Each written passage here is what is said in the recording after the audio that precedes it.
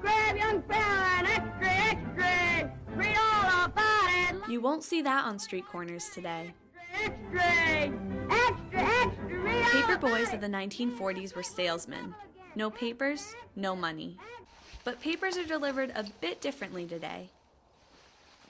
11-year-old Nick Blom carries in the papers each morning, delivered to his driveway by Brunswick News.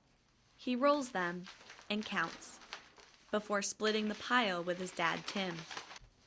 He says bagging the papers keep them dry, and they're easier to grab from his backpack. But by 7 a.m., only a few neighbors are awake. Thank you, man. You're welcome. How you making out? Good? Yeah. Good.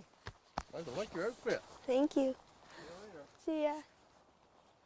Yeah, I think it's nice that I got to know a few more people than I did before. It's an early morning, but Nick doesn't mind. Of his 26 customers, only 2 still pay in cash. The rest pay online. The 6th grader gets Sundays off and Christmas Day. The paper must be delivered in all weather conditions, rain or snow. But there are perks. Oh, and the customer gave you a treat.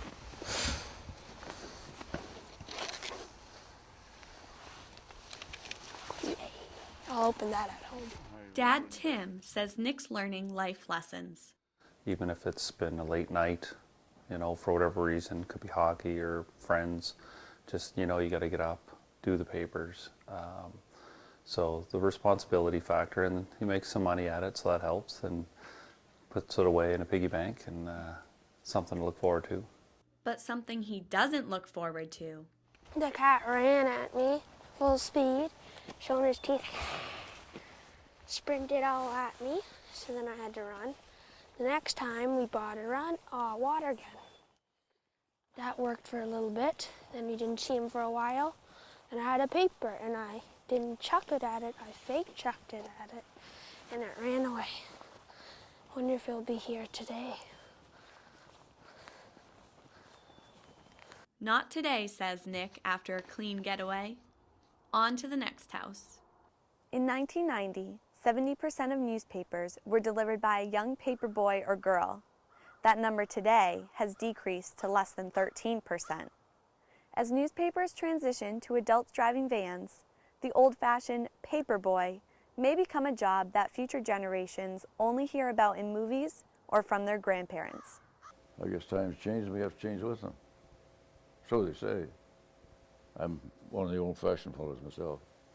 Bill Barrett delivered papers on University Avenue in 1935. The 92-year-old recalls why he became a paper boy. Oh, well, just something to do and make a little bit of money. Things were tough back in the 30s, hungry 30s we called them. And gave me pocket money. And not very much at that, maybe enough to buy a hardtack or something. Barrett delivered papers till he was 15, then joined the Air Force during World War II. But newspapers still played a role in his life. Yes, I remember when the war with Japan, we came back from overseas and we were posted to Summerside, PEI, waiting to go to the Far East to fight Japan, the Air Force. And I remember my late wife and I came out of the theater one afternoon, or out of the cinema, and there was a sort of a headlines, War with Japan is over. So a month later I was discharged from the Air Force. Today, Barrett looks forward to the morning paper delivery, but his paper boy is an adult with a car. He starts each morning with a cup of tea and the crossword puzzle. Barrett remembers walking through snowstorms, something Nick enjoys the most. I sometimes do with my sister, and then we'll usually either go walk or go snowshoeing, and we'll put our papers into a sled, and then we'll start at the bottom, go all the way up to the top. So then after we're at the top, we'll go down, and then there's a hill, so we'll slide down the hill. Nick makes the most of morning snowstorms. It may be early, but afternoon deliveries can bring other challenges. When I was delivering the paper, it was after school. So we got home off the bus, did our paper routine, which took about 45 minutes, and go around the neighborhood. Meanwhile, sometimes if it was nice out, the kids would be playing baseball or road hockey. and I'd miss out on that. Barrett also delivered after school. He eventually became an engineer for the city until retiring in 1979. The Fredericton Water Treatment Plant was named after him. Besides delivering newspapers, Nick and Barrett share another connection. Nick wants to be an engineer when he grows up. I remember I figured out a bunch of technology things with my friends.